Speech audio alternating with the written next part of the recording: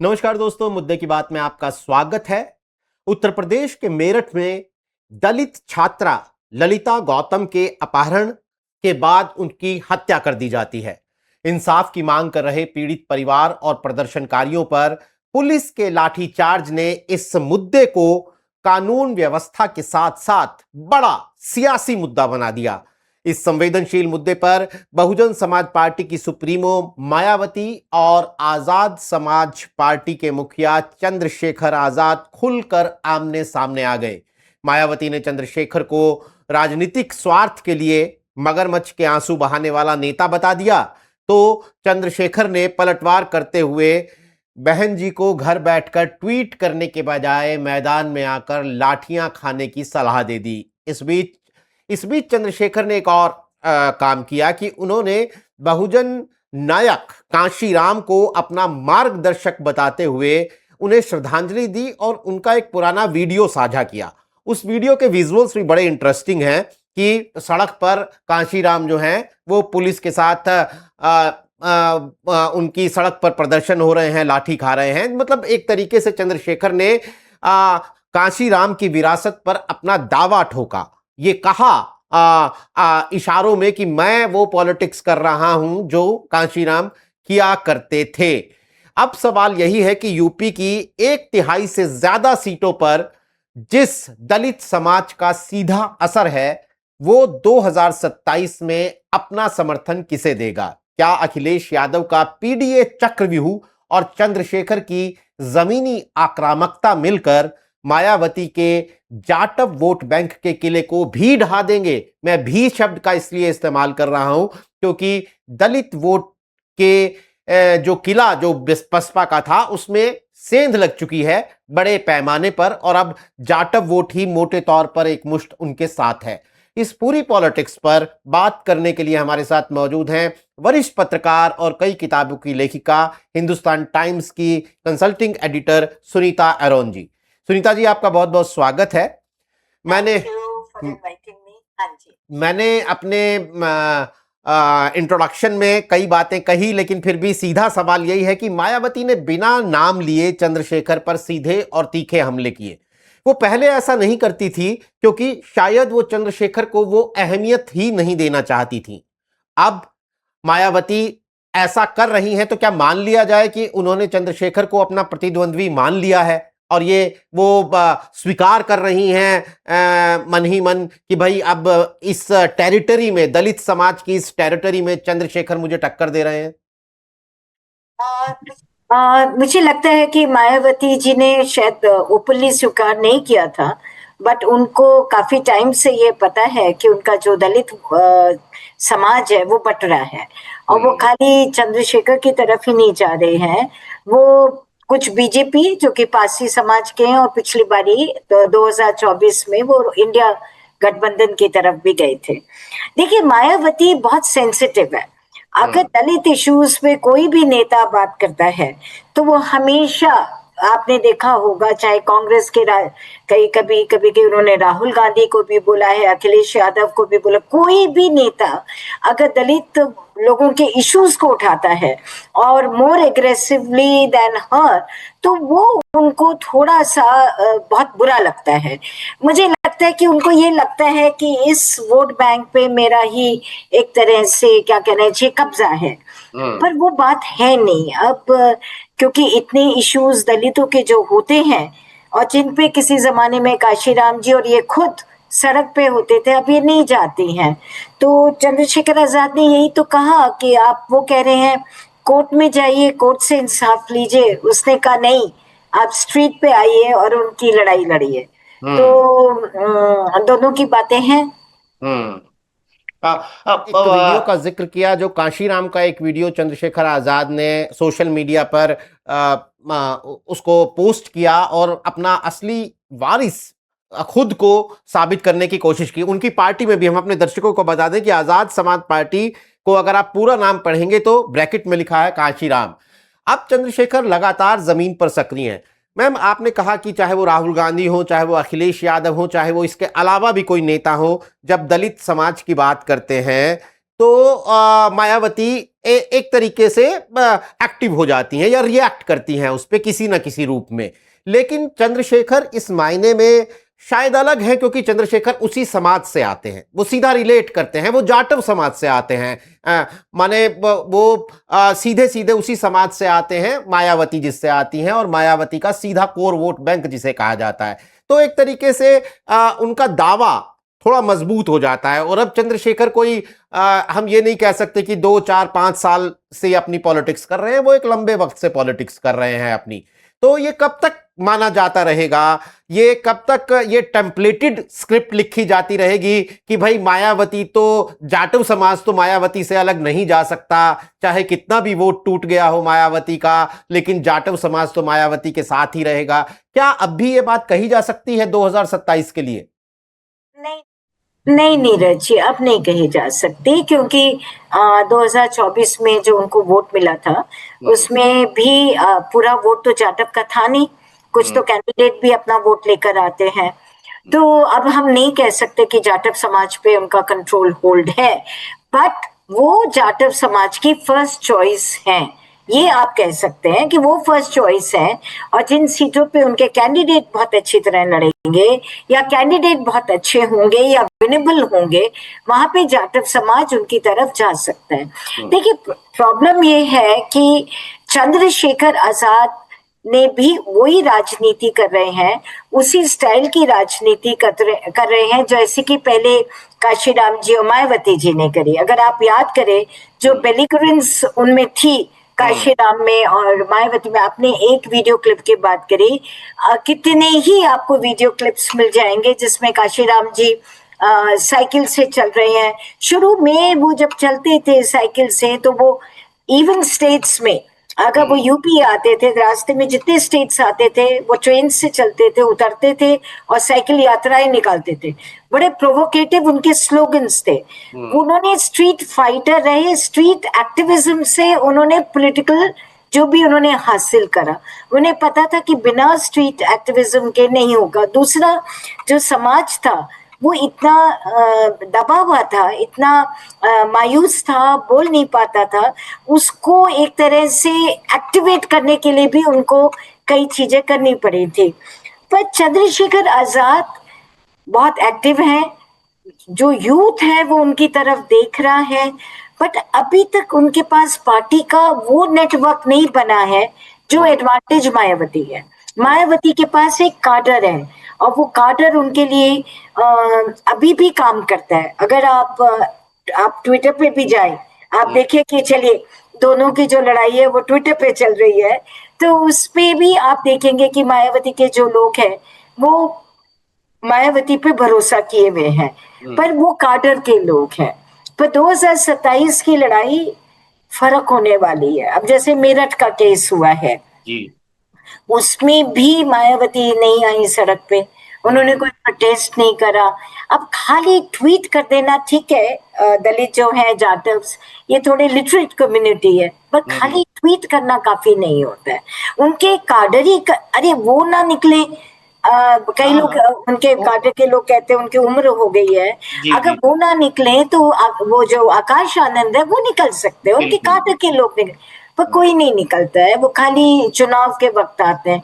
तो अब धीरे धीरे आई थिंक शिकान भी बहुत ज्यादा वो ये नहीं सोच सकती हैं कि जाटव अब टोटली उनके साथ रहेंगे, कुछ तो इधर उधर जाएंगे। बिल्कुल। अभी भी, लेकिन जैसा आपने कहा कि चंद्रशेखर के पास पैन यूपी, हालांकि चंद्रशेखर खुद को सिर्फ यूपी का, अगर उन्हें कहें कि यूपी का नेता हैं आप, तो वो उसे पसंद नहीं करते हैं। वो कहते हैं मैं पूरे देश भर में जहां भी दलितों के मुद्दे हैं मैं वहां सड़क पर पहुंचता हूं, मैं वहां जमीन पर पहुंचता हूं और उन मुद्दों को उठाता हूं। लेकिन जैसा आपने कहा कि अभी भी पैन यूपी काडर चंद्रशेखर के पास नहीं है, और ये एडवांटेज मायावती या एडवांटेज बीएसपी है। मैं इस नजरिए से, परसेप्शन के नजरिए से, काडर के नहीं, परसेप्शन के नजरिए से एक हिस्टोरिकल रेफरेंस के साथ आपसे एक रीसेंट हिस्ट्री से एक सवाल पूछना चाहता हूं कि 2003 में उदित राज ने एक पार्टी बनाई, इंडियन जस्टिस पार्टी। उन्होंने खुद को कांशीराम का विकल्प घोषित किया। आखिरकार वो पार्टी विफल हो गई। उदित राज ने बीजेपी ज्वाइन की, बीजेपी से सांसद बने, फिर बीजेपी भी छोड़ दी और कांग्रेस का रुख कर लिया। अब कहते हैं कि दूध का जला छाछ को भी फूंक फूंक कर पीता है। तो क्या चंद्रशेखर को उदित राज के इस हिस्टोरिकल रेफरेंस का शिकार होना पड़ेगा, या वो पिछले कुछ सालों की अपनी मेहनत से या अपनी राजनीति से वो दीवार पार कर चुके हैं कि दलित समाज उन्हें लेकर गंभीरता से सोचे? देखिए देखिए उदित राज का स्टाइल ऑफ जो कैंपेनिंग था वो फर्क था। वो ज्यादा एज एन इंटेलेक्चुअल आते थे, बहुत ज्यादा उन्होंने सड़क की राजनीति नहीं करी थी। ये जो है ये सड़क की राजनीति कर रहे हैं, और जहां पे आक्रोश होता है, जहां पे एंगर होता है, वहां पे अगर नेता सड़क पे आते हैं तो लोग पसंद करते हैं, स्पेशली इनका समाज। मैंने शायद एक बारी और आपके कार्यक्रम में बोला था कहीं पे कि मैं मेरठ के ही एक गांव में बैठी थी, और वहां पे हम जाटा बस्ती में बैठे थे, और वहां पे हम बात कर रहे थे मायावती के बारे में। 2012 का चुनाव रहा होगा, तो उन्होंने कहा कि देखिए बहन जी को, और एक तो वो लोग खुश नहीं थे इस बात से कि 2007 में जो उन्होंने ब्राह्मणों के साथ अलायंस किया था, उन्होंने कहा हमारे का साथ सारा जो अत्याचार हुआ, हमने नारे जो दिए वो एंटी अपर कास्ट दिए, और इवेंचुअली हमने उन लोगों के साथ अलायंस करा। और उसके बाद मायावती जी की भाषा, मायावती जी की पॉलिटिक्स, उसमें चेंज आया, वो सॉफ्टन हो गई टुवर्ड्स अपर कास्ट। तो उनको ये पसंद, उन्होंने कहा मायावती जी को फिर से सड़क पे आना पड़ेगा, वही भाषा बोलनी पड़ेगी अगर उन लोगों को हमारे से मतलब हम जो चाहते हैं, आप ये कह लीजिए, तब भी वो उनके साथ ही थे, बट उनकी ये बहुत ज्यादा ये डिमांड थी कि भी वो उसी तरह की मायावती जो उन्होंने देखा है। मायावती खुद साइकिल पे चलती थी, अगर आप याद करें छोटी छोटी रैलीज होती थी, उस रैलीज पे वो भाषण याद करिए कितना उसमें एग्रेशन होता था। इनफैक्ट काशीराम तो तब भी थोड़ा सा उनकी जो स्पीच होती थी वो समझाने के तौर की होती थी, वो समझाते थे और अपनी बात कहते थे, उनके शब्द बहुत हार्श होते थे। बट मायावती तो काफी एग्रेसिव होते थे, और ये कई बार हुआ है कि मायावती ने अगर पहले बोल लिया तो बाद में हमने देखा लोग जाना शुरू कर देते थे। तो इन लोगों की तो राजनीति जो है वो रही है। तो मुझे नहीं लगता चंद्रशेखर आजाद को उदित का देखना पड़ेगा। अभी आज की तारीख में तो बहुजन समाज के इतने टुकड़े हुए हैं, अगर आप कभी इलेक्शन कमीशन की वेबसाइट पे बहुत सारे बहुजन समाज देश, बहुजन समाज देश, बहुजन, कितने लोग काशीराम से अलग हुए हैं, और आज भी वो ये उम्मीद कर रहे हैं। मैंने एक बार जब मैं किताब लिख रही थी, मैंने बात की थी, शायद बिहार के कोई थे, उन्होंने कहा कि हम लोग सब इकट्ठा होना चाह रहे हैं और मायावती जी के लीडरशिप में, पर वो एक्टिव तो हो।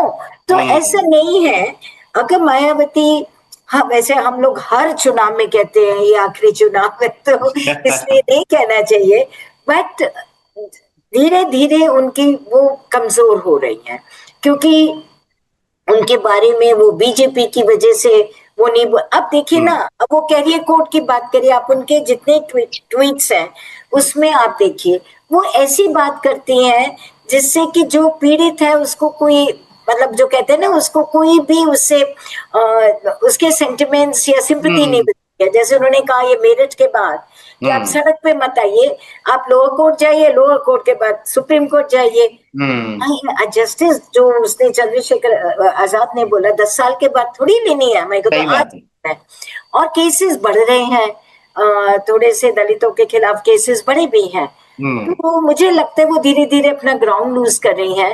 आकाश आनंद को अगर एक्टिव कर दें आज तो भी थोड़ा सा फर्क पड़ेगा, बट अभी तो वो लूज कर रही है, और खाली इलेक्शन टाइम की रैली से ही वो बहुत ज्यादा कोई मिरेकल हो जाएगा उनके लिए, ऐसा नहीं लगता है।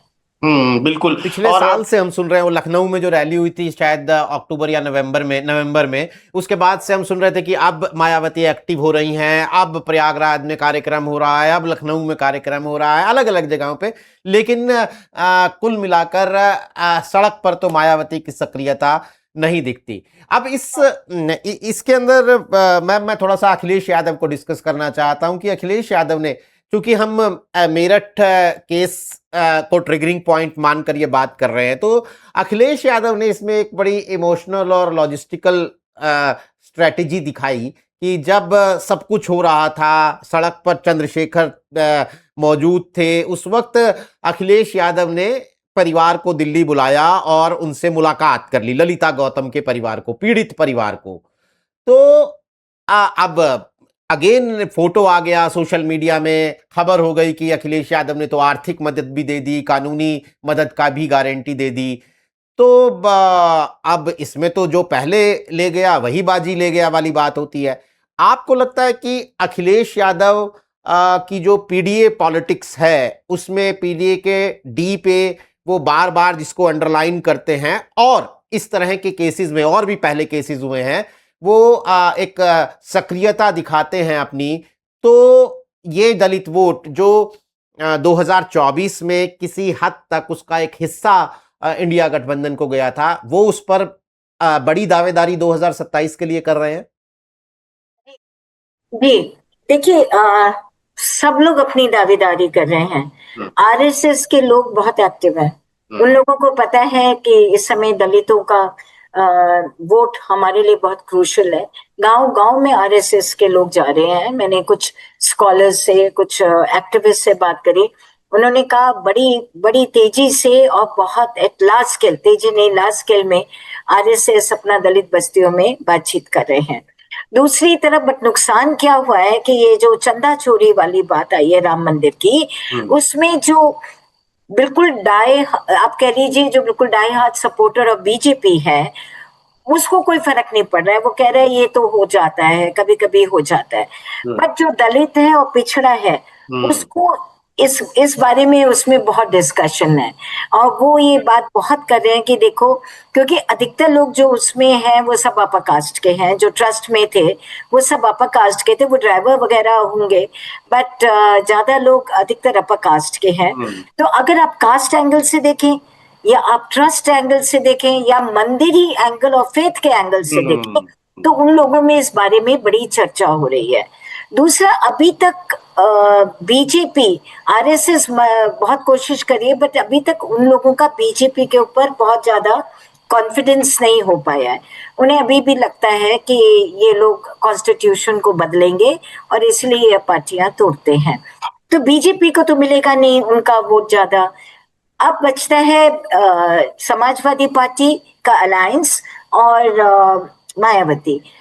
अब समाजवादी पार्टी ने पिछली बारी भी कैंडिडेट 24 में बहुत अच्छी तरह से दिए थे। जैसे मेरठ में जिसको उन्होंने वोट दिया था महिला को, वो दलित समाज की थी और उनके हस्बैंड पहले बीएसपी में रह चुके थे, बड़ा अच्छा नेटवर्क था। अखिलेश का मतलब जनरल सीट पर दलित कैंडिडेट उतार दिए थे जी। तो यही आप देखिए, अभी जब महिला कोटे की बात हो रही है तो वो लोग यही कह रहे हैं कि कोटे में से हमें कोटा नहीं चाहिए, हमें अपना अलग कोटा चाहिए महिलाओं का। वो ये कह रहे हैं अगर आपने उसमें से हमें दे दिया तो उसमें क्या दिया। तो जो मैंने जो स्कॉलर्स वगैरह से बात करी, उन्होंने कहा ये जो कंसिस्टेंटली इन्होंने पीटीए की बात करी है पिछड़ा दलित की, उससे ये फर्क इतना आया है कि जो एक यादव और दलितों में सोशल लेवल पे एनिमोसिटी थी वो कम हो गई है। अब वो अपर कास्ट की तरफ ज्यादा डाइवर्ट हो गई, क्योंकि जो परपिट्रेटर्स है जो उनपे कर रहे हैं वो अधिकतर उस कास्ट के लोग हैं। तो वो ये कह रहे हैं कि ये एक बात आई है कि जो रिजर्वेशन था समाजवादी पार्टी की तरफ, वो थोड़ा सा कम हुआ है। दूसरा अलायंस है ये कांग्रेस के वो पुराने सपोर्टर्स रहे हैं। कांग्रेस किसी उनको कोई नाराजगी नहीं है, बट वो मायावती जी के साथ चले गए, उनके स्लोगन से शिफ्ट हो गए थे, तो उनको वापस कांग्रेस आने में कोई प्रॉब्लम नहीं नजर आती है। तो मुझे लगता है कि पीडीए एक इनका फॉर्मूला है, और यही एक फॉर्मूला है जो इनको इस समय की एग्रेसिव जो बीजेपी पॉलिटिक्स कर रही है उसमें इनको आगे बढ़ाएगा। अखिलेश यादव पे एक और सवाल मैम, हालांकि वो हमारे मूल विषय से थोड़ा अलग है, लेकिन अखिलेश यादव की पॉलिटिक्स पे, कि अखिलेश यादव एक तरफ गैर यादव ओबीसी को और दलित को पीडीए के जरिए एड्रेस कर रहे हैं।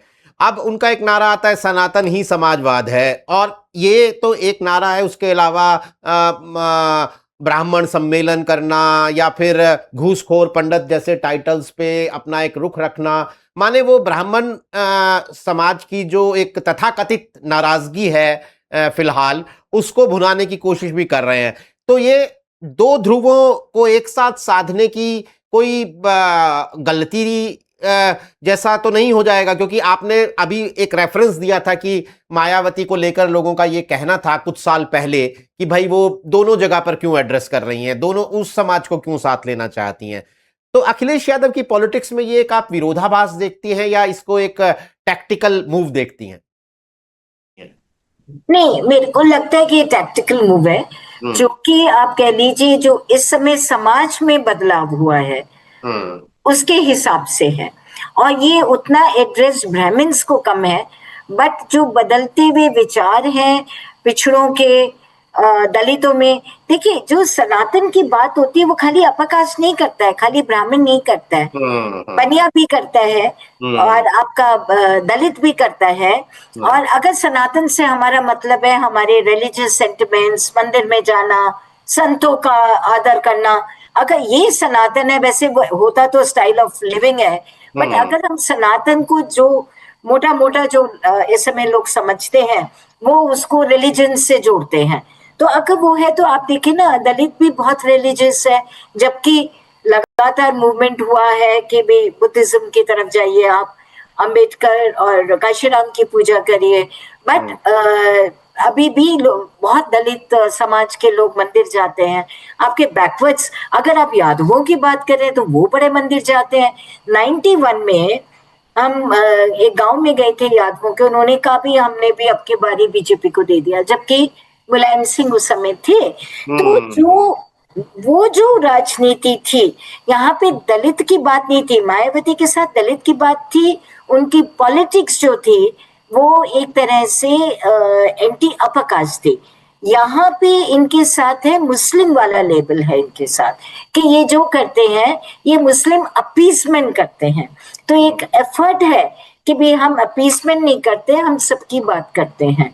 तो ये एक ये कह लीजिए कि जो लेगेसी में जो बैगेज आता है ना थोड़ा सा, उसको न्यूट्रलाइज करने का एक मूव है, मुझे लगता है।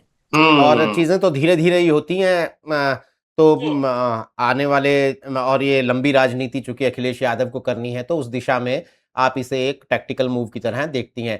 एक और कयास लगते हैं, और चूंकि राजनीति में कुछ भी संभव है, कयास लगते हैं कि चंद्रशेखर इंडिया गठबंधन का हिस्सा हो सकते हैं, खास तौर पर इसलिए भी कि पश्चिमी उत्तर प्रदेश में जयंत चौधरी अब एनडीए में जा चुके हैं, तो एक वो इलाका है, वो एक टेरिटरी है जहां अखिलेश यादव खुद को मजबूत करने के नजरिए से कोई साथी तलाश सकते हैं कांग्रेस के साथ भी। आपको क्या व्यावहारिकता या क्या वाइबिलिटी लगती है इस गठबंधन की, चंद्रशेखर इंडिया गठबंधन में आए? देखिए चंद्रशेखर थोड़े से अनप्रिडिक्टेबल है, तो बीच में कांग्रेस चाह रही थी कि उनके साथ समझौता हो जाए, और हार के वही 403 सीटें हैं, तो वो कितने सीटों पे लड़ना चाहेंगे, उनका ट्रैक रिकॉर्ड क्या है, और वो AIMIM के साथ उनका रहा है अधिकतर। फिर उनके ऊपर एक बीजेपी का भी एक लेबल लगा हुआ है और AIMIM पे भी लगा हुआ है, तो वो अगर दोनों लोग साथ में मिलते हैं तो हो सकता है फिर इंडिया कांग्रेस भी अब की बारी ज्यादा सीटों पे लड़ना चाह रही है। तो ये तो देखेंगे वो लोग कितने, वैसे जब अगर आप देखें पिछले चुनाव में 22 में तो बहुत अच्छी परफॉर्मेंस नहीं थी चंद्रशेखर की, बट वो ऐसे चुनाव में जहाँ पे 500,000 सीट से हार जीत का फैसला होता है, वहां पे अगर कोई आपके 500 सीट भी ले जाए तो नुकसान होता है, चाहे वो AIM हो या आजाद हो। ये 500 सीटें तो कुछ सीटों पे ले जा सकते हैं आजाद सीटें, पर अभी ऐसे मुझे लगता है अभी थोड़ा सा मिसट्रस्ट दिखाई देता है मेरे को, और एक मुझे लगता है सीट शेयरिंग भी एक कंटेंशियस इशू दिखाई देता है। तो बट अभी इलेक्शन में टाइम है, और इन्होंने शुरू में तो कोशिश, आई थिंक चंद्रशेखर आजाद ने अपना इंक्लिनेशन दिखाया था, बट फिर वो खत्म ही हो गया। तो अभी तो अखिलेश की तरफ से तो हमें ऐसा नहीं दिखाई दे रहा है जो उनके आ रहे हैं, वो अभी खाली इन दोनों के साथ ही लड़ने का है, पर आगे राजनीति में तो एवरीथिंग इज पॉसिबल।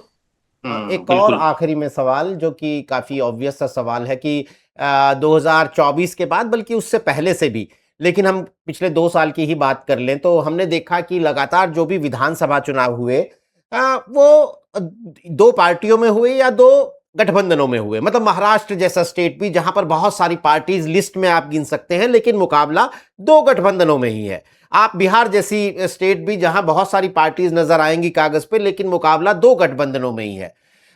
वहां पर मुझे लगता है कि यूपी जो है, या फिर तमिलनाडु जैसा एक स्टेट था जहां पर 3 पक्ष थे, बट अगर हम हिंदी बेल्ट की बात करें तो यूपी एक ऐसा स्टेट है जहां मल्टीपोलर पार्टियां कम से कम नजर आती हैं सीधे तौर पर। आप जो मर्जी कह लीजिए कि मायावती को भी हम डिस्कस कर ही रहे हैं, आप जो भी कह लीजिए तो चंद्रशेखर भी मैदान में हैं, ओवैसी भी अपनी ताल ठोकते रहते हैं, और जाहिर तौर पर एनडीए और इंडिया गठबंधन तो हैं ही।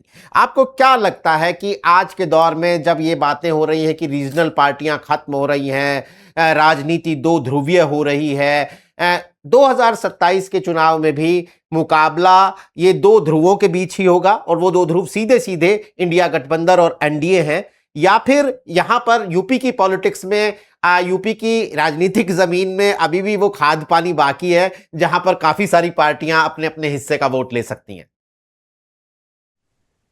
देखिए, मुझे लगता है कि हम ये नहीं कह सकते रीजनल पार्टीज खत्म हो रही है, क्योंकि बीजेपी को आरएलडी की जरूरत पड़ी।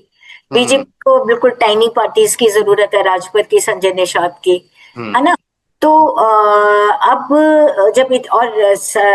कांग्रेस को समाजवादी पार्टी की जरूरत है, और फिर उसके बाद ये 2 और पार्टीज हैं जिन्होंने यूपी में बहुत अच्छा अभी तक नहीं किया है विधानसभा चुनाव में। उन्होंने अपनी जीत जरूर जीती है, अपनी सीट, बट अभी तक एआईएमआईएम को बहुत अच्छे वोट नहीं मिले हैं, सीट तो नहीं जीत पाए हैं, और चंद्रशेखर आजाद को भी। तो ज्यादा से ज्यादा होगा तो 3 फॉर्मेशंस में लड़ाई होगी। आप मायावती को कर लें तो मल्टी कॉलर कर दीजिए, बट मुझे लगता है कि जब इतनी टाइट क्लोज कंटेस्ट होता है, वो फिर वोटर ना 2 में ही चूज करता है।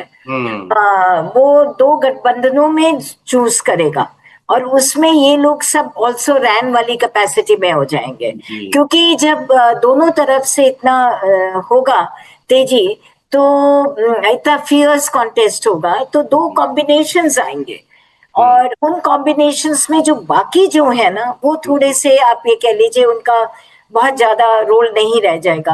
बट डेफिनेटली अब चुनाव में आजकल बहुत चीजें और भी होती हैं, तो देखने की बात है किस तरह से होगा।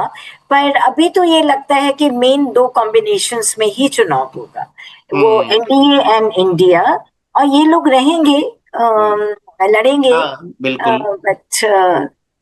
बट ऐसे ही है। नहीं, रेस में तो शामिल रहेंगे, लेकिन कि पहले और दूसरे के बाद फिर सीधा 10वां और 11वां ही आता है, बीच में कोई नहीं होता है।